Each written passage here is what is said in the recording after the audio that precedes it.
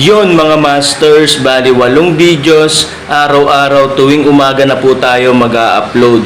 Maraming salamat sa mga solid kong masters dyan na patuloy pa rin na sumusuporta sa aking mga ina-upload na kwento o videos. At sa mga hindi nag-skip, maraming salamat po sa inyong lahat. At mag-iingat po kayo palagi and God bless. Magandang gabi mga masters, bali ngayon po ay 8 videos po ma-upload ko po sa aking YouTube channel. Tama nga mga masters, 8 videos nga po ma-upload ko. Yon, what's up mga masters? Nandito na naman tayo sa panibagong araw, panibagong kabanata na naman ang pagsasama-samahan natin ngayon guys.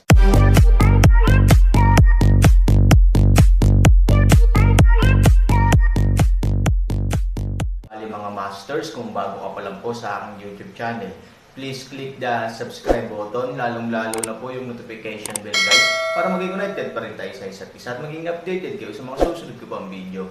Bali mga masters, bago natin umpisahan ng kwento ay mag-shoutout po muna tayo para sa mga solid nating tagapakinig. Shoutout kay One Piece PH at shoutout kay Bunso Picayo. Yun na nga mga masters, no? Bali hindi na ito patagalin. In 3, 2, 1, let's go! Mga master, 8 video na ang mapapakinggan nyo everyday, 4 sa umaga at 4 sa gabi. Salamat mga master. Pagdating ng Aaron sa main hall, siksikan na.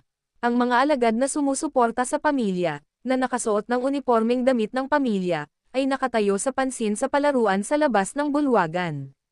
Nang makita ang Aaron, sabay-sabay na sumigaw ang lahat ng mga disipulo. Nakita ko na ang vice clan leader na si Han. Nakatayo si Fu Tian sa harap mismo ng mga tao, kasama ang ilang senior executive na nakatayo sa tabi niya, nakaputi sa simpleng damit, na may determinadong mukha. Sa oras na ito, nang makita niya ang arrow, binati siya ni Fu Tian at sinabing, "Aaron, nandito ka na." Tumango si Aaron. "It's good to be here. It has been officially announced na ang martial arts contest ay gaganapin sa bubong ng mundo, sa tuktok ng Kishan Mountain, at opisyal na magsisimula sa 1 buwan." Tumango si Aaron, parang hindi na sila makapaghintay. Napabuntong hininga si Fu Tian. Pagkatapos, kasabay ng pagwagayway ng kanyang malaking kamay, 12 disipulo ang humakbang pasulong sa karamihan. Itinuro ni Fu Tian ang mga disipulong naroroon at sinabi kay Aaron, "Ito ang 12 pinakapiling disipulo ng aking pamilyang Fu. Sa pagkakataong ito, pupunta sila sa tuktok ng Kishan kasama mo." Dahan-daang sumulyap si Aaron. Paano maituturing na mga piling tao ang mga disipulong ito? Ilan lang sa mga batang disipulo ang random na natagpuan ni Fu Tian.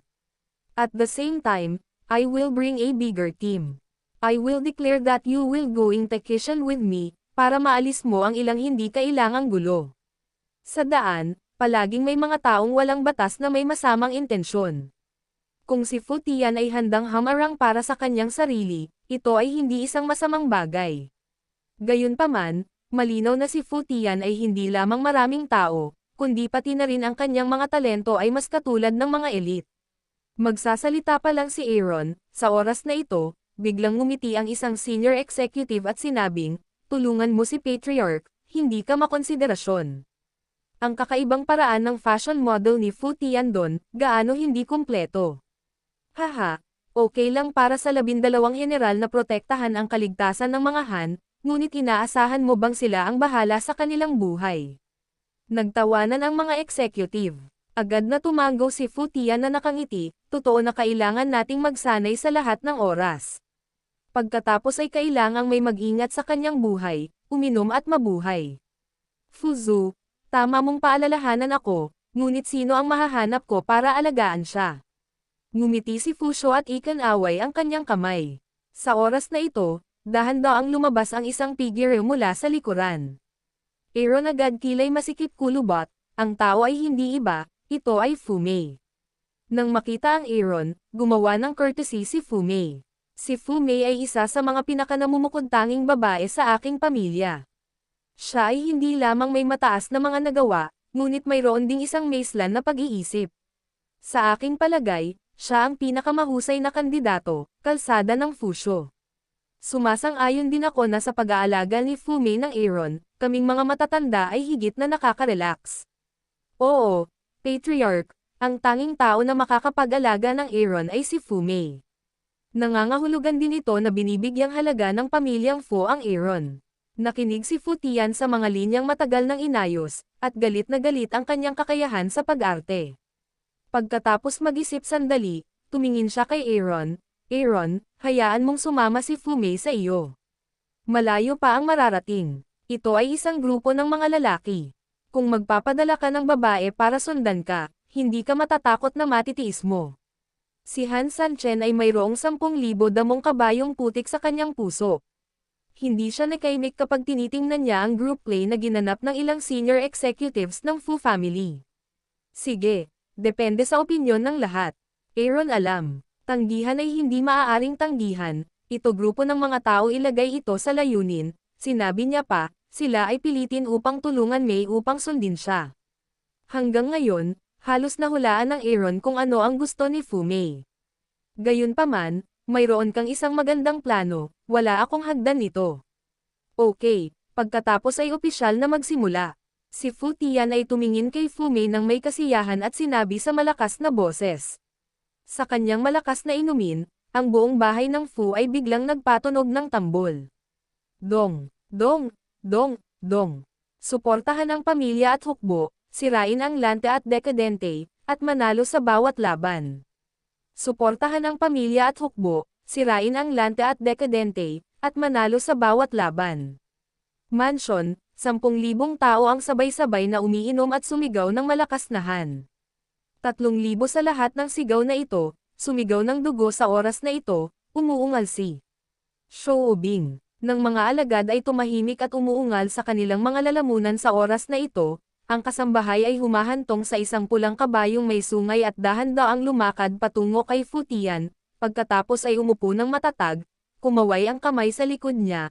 Eda ang mga disipulong nakasakay sa kabayo ang humawak sa bandila ni Fujiya gamit ang isang kamay pagkatapos ng mga mangangabayo, may ilang mga karwahe na pinamumunuan ni Kichong, kung saan nakaupo ang mahahalagang senior manager ng Fujiya sa wakas. 1,000 alagad ang sumusunod sa likuran at mabagal na naglalakad patungo sa tarangkahan ng lungsod. Sa Tianlong City, dinagsa ng mga tao ang buong lungsod sa oras na ito, isa-isang sumalubong, napapaligiran ng makapangyarihang pangkat na ito, upang tulungan ang pamilya na magsaya.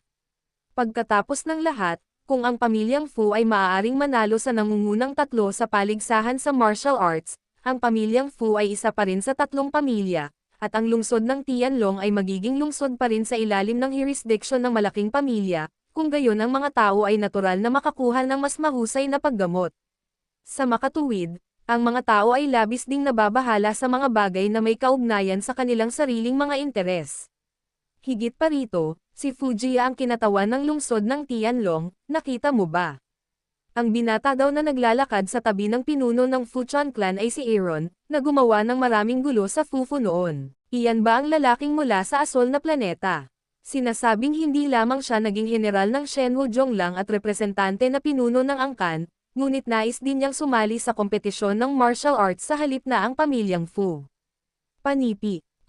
Nagiging mas mahirap na tumulong sa pamilya ang mga tao sa asol na planeta ay napakalakas, ngunit sila rin ang mga mas mababang nilalang sa asol na planeta. Ang isang lobo ay naglalakbay ng libu-libong milya, kumakain din siya ng karne kapag ang isang aso ay naglalakbay ng libu-libong taon, siya ay kumakain din ng dumi para matulungan ang pamilya. Kunin natin ang mga itik sa stand. Gusto kong i-cheer si Fujiya. Umalis na tayo rito sa lalong madaling panahon, para maiwasan natin ang pagkawala ni Fujiya at ang sakuna ng mga tagalungsod ng Tianlong. Sa koridor, pinag-uusapan ito ng mga tao, at puno sila ng kawalan ng tiwala sa Aaron. Hayaan silang ipusta ang kanilang kinabukasan sa ganoong basurang kamay, paano sila makatitiyak? Noong gabi na ang linya. Itinigil ni Fu Tian ang prosesyon at inutusan siyang magkampo pansamantala. Kasabay nito, tumingin siya sa Aaron sa tabi niya at sinabing, ang Kishan ay matatagpuan sa dulong hilaga ng 8 Directions World. Maghiwalay tayo ng daan. Magkita tayo sa ICT sa paanan ng Kishan. Tumanggaw si Aaron, mabuti. Fu Mei, ingatan mong mabuti ang Aaron. Kung may mali man siya, tatanungin kita. Tulungan ang langit. Tuwang-tuwa si Fu Mei. Matagal siyang sumama sa Aaron. Pinalitan niya ng mga lalaki ang lahat ng tagasunod ni Aaron. Ang layunin ay upang makasama ang Aaron mag-isa araw at gabi. Pagdating ng panahon, makakatakas pa kaya si Aaron sa kanya. Patriarch, huwag kang mag-alala. Aalagaan ni Mayor ng mabuti ang vice clan ni Han. Tuwang-tuwa si Fumei kaya mamulong siya. Sige, magkita tayo sa Ice City. Mabuti. Paalam sa Futian. Fumei sa lahat ng paraan ay malapit na sumunod sa Aaron, isang grupo ng 14 na tao ang pumili ng Z-Path. Gayunpaman, kahit na ito ay isang maliit na kalsada, ang mga tao mula sa lahat ng antas ng pamumuhay ay dumadaan paminsan-minsan. Nakasuot sila ng unipormeng damit at may mga sandata sa bewang o likod. Obviously, pumunta rin sila sa martial arts contest sa tuktok ng bundok ng Kishan. Pagkatapos ng halos 3 oras na paglalakad, malalim na ang gabi, dumating ang hangin at nyebe, at ang lamig ay nasa lahat ng dako. Kuya Aaron, ayaw mo ba kung tawagin kita ng ganyan? Nagkunwaring malamig si Fumei at pumunta sa Aaron. Sumimangot si Aaron, anong problema? Gabi na, at sobrang lamig, magpapahinga ba tayo sa malapit? Nagkunwaring mahirap si Fumei. Umiling si Han Sanchen, malayo ang daan patungo sa tuktok ng Kishan. Mabuti pang bilasan mo. Gayunpaman, ang temperatura sa gabing may nyebe ay masyadong mababa at ang pagmamaneho ay napakabagal. Mas mabuting magpahinga tayo ng mabuti at gawin ang lahat ng ating makakaya bukas. Nag-aalalang sabi ni Fumei. Kung ayaw ni Aaron na magtayo ng kampo at magpatuloy sa ganito, paano siya magkakaroon ng pagkakataon na maisakatuparan ang kanyang plano? Oo, Aaron Vice Clan, gumagabi na. Bakit hindi na tayo magpahinga? Bagamat malayo si Kishan sa atin, ganoon din naman ang magpahinga ng mabuti sa gabi at magsipag sa araw. Sa oras na ito, ilang attendant din ang nagboses. Aaron ng isang pilit ngiti, napakahalata, ang mga taong ito ang lahat ng makinig sa Fumei, siya muli at ubili, din walang silbi, mabuti, na pansamantalang kampo pahinga, pumunta ako sa maginhawa. Sa pamamagitan nito, iniwan sila ni Aaron upang magkampo sa lugar, habang siya ay gumagala hanggang sa isang tabi. Pagkatapos mag-scan sa paligid at matiyak na walang tao sa paligid, marahang iginuhit ni Aaron ang puno gamit ang kanyang jade sword. Pagkatapos nito, bumalik ito sa orihinal na lugar. Napakabilis ng pagkilos ng ilang tao. Pagbalik ng Aaron, inayos na nila ang kampo. Isang maliit at magandang tolda. Isang malaki at simpleng tolda. Ang maliit ay para sa Aaron, at ang malaki ay para sa 12 tagasunod. Habang naglalakad papasok sa tent, yumuko si Fumei para ayusin ang kama para sa Aaron. Nang marinig niya ang Aaron na papasok, may ideya si Fumei. Sinadya niyang ibaba ang kwelyo ng damit niya. Nang makita niyang papasok si Aaron, malumanay siyang ngumiti, Kuya Aaron, inimpake na ito ng kama Mayor para sa iyo. Maaari kang magpahinga. Tumanggaw si Aaron. Pagkaupo niya, biglang lumuhad si Fumei sa harapan niya at dahan-daang hinubad ang kanyang sapatos para sa Aaron. Aaron hand a block, no need. With that, hinubad niya ang kanyang sapatos at nahiga ang Aaron sa kama. Bulong-bulungan ang buong katawan ni Fumeki. Gusto niyang ibaba at habarin ang sapatos ni Aaron para masiyahan ang mga mata nito, ngunit hindi niya inaasahan na para siyang kahoy. Tama na. Biglang nag-ingay si Aaron. Pakinggan ang usapan ng Aaron, tulungan si May na dumating kaagad ang espiritu. Pwede mo ba akong bigyan ng isa pang kama? Biglang tumalikod si Aaron at nagtanong. Nagkunwaring namula si Fumei, pero proud na proud siya. Alam kong hindi mo ito matutulungan. Mabuti. Tumanggaw si Fumei. Gusto niya talagang sabihin sa Aaron na hindi niya kailangan. Wala siyang pakialam na matulog sa iisang kama kasama niya. Ilang sandali pa, inayos ni Fumei ang kama at uupo na sana.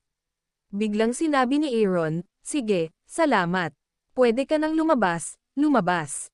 Halos hindi makapaniwala si Fumei sa kanyang pandinig. Yun na nga mga masters, no? Bali panibagong kabanata na naman yung natapos natin ngayong gabi. Muli, maraming salamat po